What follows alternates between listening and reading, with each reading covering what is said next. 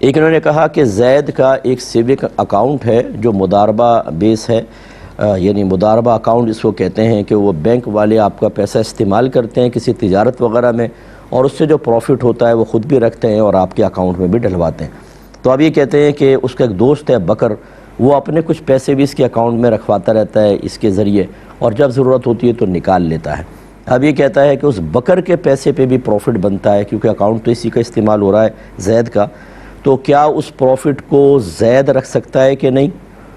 یا بکر کو بتانا ہوگا؟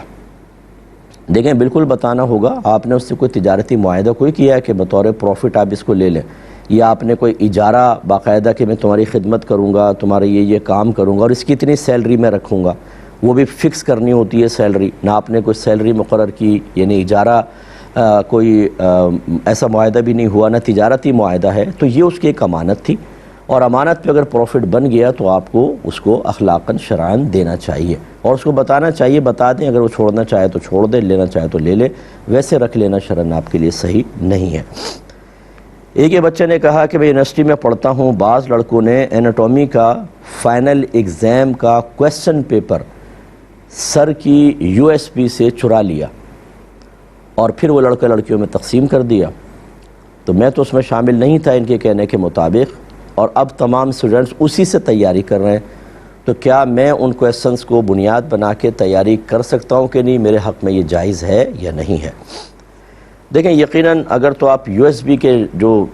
پہلی بات تو یہ کہ یہ گناہ تھا، بہت بڑا گناہ، جب ڈاکٹری نقل کر کے اس طرح کام کریں گے تو آگے چل کے کیا ہوگا، وہ تو پھر اس کو نقل کر کے ہی بس کر لیں گے نا۔ ایک مہارت ہونی چاہیے سب چیزیں یہ، اور ذہن پورا استعمال ہونا چاہیے، جبکہ اس میں کیا استعمال ہوگا، وہی چیز مواد نکال کے تیاری کر کے کریں گے تو غلط ہے، امانت میں خیانت ہے اور یہ گناہ گار ہوں گے۔ لیکن ایسی صورت میں دو چیزیں ہو سکتی ہیں، پہلی بات تو یہ کہ امتحان سے پہلے آپ ٹیچر کو بتائیں کہ آپ کا یہ پیپر لیک ہو چکا ہے اور آپ دوسرا پیپر بنائیں، لیکن اس میں آپ سامنے نہ آئیں، یعنی اس طرح کہ ظاہر نہ ہو کس نے کہا ہے، ورنہ آپ کا تو قیمہ بنا دیں گے، ہماری پبلک ایسی ہوتی ہے۔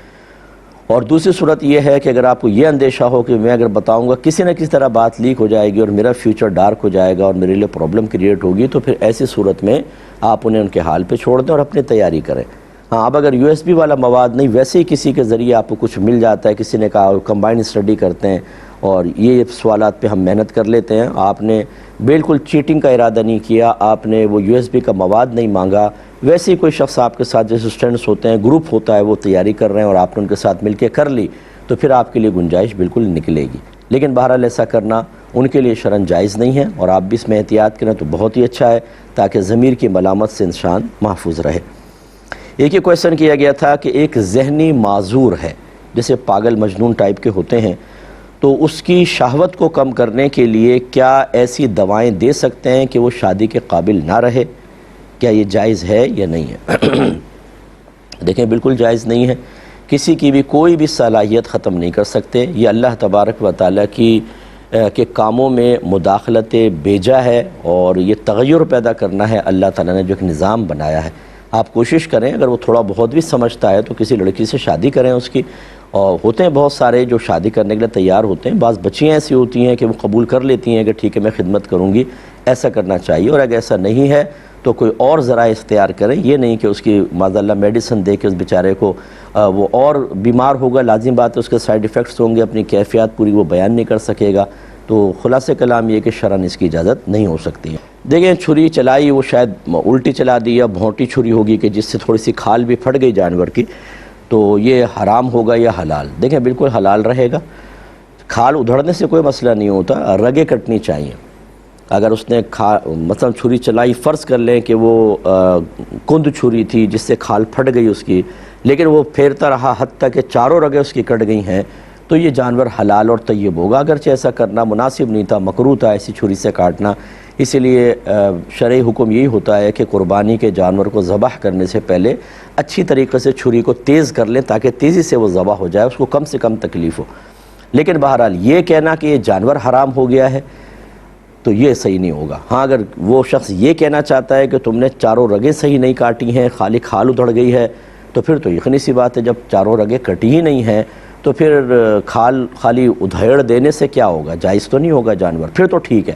لیکن اگر ایسا ہوا کہ کھال ادھڑی لیکن کسائی نے تیزی سے چلا کے بہرحال چاروں رگیں جو مطلوبہ ہوتی ہیں وہ کاٹ دی ہیں، تو پھر اس کے بعد وہ جانور طیب حلال ہے۔ اب اس کو حرام کہنا خود یہ ایک گناہ کا کام ہوگا۔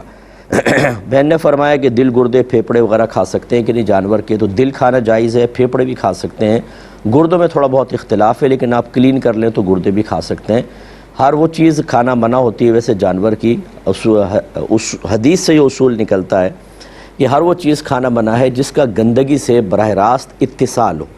شریعت نے اس کو منع کیا ہے۔ تو اسی لیے بعض کہتے ہیں چونکہ گردہ جو ہے وہ پیشاب فلٹر ہوتا ہے، اس سے پانی فلٹر ہو کے پیشاب بنتا ہے، تو پھر اس لیے مناسب نہیں، اور بعض کہتے ہیں کہ نہیں وہ جائز ہے، وہ اس میں کچھ چیز رہ تو نہیں جاتی، تو اس لیے گردے میں اختلاف ہے لیکن کھا سکتے ہیں۔ باقی چیزیں جو گندی ہیں جن کو منع کیا گیا اس سے ذرا احتیاط کریں۔ تو ایک نے کہا کہ لڑکی والدہ کے ساتھ رہتی ہیں اور کوئی ویسے آمدنی ان کی تھوڑا بہت 7-8 لاکھ ہے وہ انویسٹ کیا ہے اور اس سے 10-12 ہزار ماہانہ آتا ہے، تو اس لڑکی پر قربانی واجب ہوگی کہ نہیں ہوگی؟ دیکھیں پہلے تو ایک بات سمجھ لیں کہ جس کا مال ہوتا ہے نا گھر میں، اس کے اوپر قربانی واجب ہوتی ہے۔ تو یہ ہو سکتا ہے کہ والد والدہ پہ نہ ہو لیکن بیٹی کے پاس مال جمع ہے تو اس پہ قربانی واجب ہو جائے، کسی پہ بھی نہ ہو، بھابھی پہ قربانی واجب ہو جائے۔ پہلے بات تو یہ غلط فہمی دور کر لیں۔ تو اگر یہ لڑکی کے 7-8 لاکھ تھے اس نے انویسٹ کیے ہوئے ہیں تو بالکل اس کے اوپر قربانی واجب ہوگی کہ یہ مال کا نصاب ہے، اور اب اگرچہ اس سے پروفٹ کم آ رہا ہے، 10-12 ہزار روپے مہینہ وہ گھر میں خرچ ہو جاتا ہے، لیکن بہرحال وہ مال اس کی ملکیت میں ہی کہلائے گا۔ کچھ عرصے کے لیے انویسٹ اگر کیا بھی ہے تو بہرحال اس کو قربانی کرنا لازم ہوگا۔ ایک یہ کہتے ہیں کہ ہم نے قربانی کا حصہ ملایا، پتہ چلا ایک شخص کا مال حرام ہے، تو کیا باقی کی قربانی بھی ضائع ہو جائے گی؟ دیکھیں یہ پہلے کنفرم ہونا چاہیے کہ اس نے جو مال دیا ہے واقعی وہ بالکل حرام ہے۔ جیسے مثال کے طور پہ ایک شخص ہے وہ حرام کماتا ہے لیکن اس نے جو پیسہ یہاں پہ قربانی کے اندر ملایا ہے وہ آپ کو کنفرم نہیں ہو رہا کہ وہی حرام آمدنی والا ہے یا دوسرا والا ہے۔ اگر ذرا بھی اس میں شبہ پیدا ہو جائے، آپ کنفرم 100% شیورٹی کے ساتھ نہ بتا سکیں کہ یہ پیسہ حرام کا ہے، تو بالکل قربانی سب کی جائز ہے۔ ہاں اگر کسی نے جو شراب خانہ چلاتا ہے مثلاً، اس نے شراب بیچی اور بیچنے کے بعد پیسہ فوراً حصے میں ملایا آپ کی نگاہوں کے سامنے، تو پھر یہ گڑبڑ پیدا ہو سکتی ہے کہ ایک کا مال اگر حرام ہے تو باقی کی قربانی پہ اثر ہوتا۔ لیکن اگر ایسا نہیں ہے تو حسن ظن قائم آپ کر سکتے ہیں۔ اب جتنے لوگ اجتماعی قربانی کرتے ہیں اور باہر سے پیسہ لوگ بھیجتے ہیں تو ہر ایک سے انویسٹیگیشن کوئی ہوتی ہے کہ تم کیا کما رہے ہو، کیسا کما رہے ہو۔ گمان یہی ہوتا ہے کہ وہ حلال بھیجا ہوگا لیکن یہ بھی تو ہو سکتا ہے کہ حرام پیسہ بھیجا ہو۔ تو جب یہ شک و شبہ والی صورتحال ہوتی ہے تو قربانی جائز ہوتی ہے۔ تو آپ اگر تو اس شخص سے اگر یقیناً مسلمان ہی ہے اور اس سے اگر آپ معلومات کریں، اس کی دل آزاری نہ ہو، وہ پریشان نہ ہو، کیونکہ یہ بعض اوقات ایسا ہوتا ہے کہ تھوڑا بہت کوئی جیسے رشوت لے رہا ہے لیکن باقی تمام معاملات اس کے ٹھیک ہیں، اس میں اگر آپ گہرائی میں جانے کی کوشش کریں تو اس سے تکلیف بھی ہوتی ہے اور ایک مسلمان کا عیب ظاہر ہوتا ہے۔ اگرچہ رشوت لینا غلط ہے اس کا،